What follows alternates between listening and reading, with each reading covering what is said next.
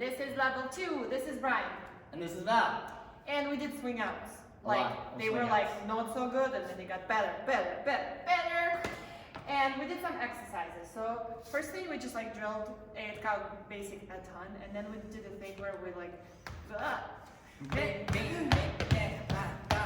Leaders, you move your partner.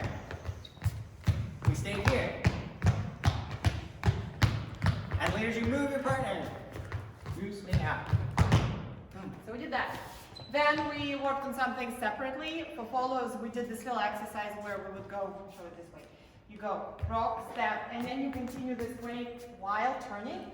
And then we added a little bit more to that. We did this, and we turned, and we continued going back. And when we put it in a swing out, this is where it was. We turn, and then we think about going back. Turn and back, yeah? So that way we didn't do that weird thing where we kind of like stop and like do this.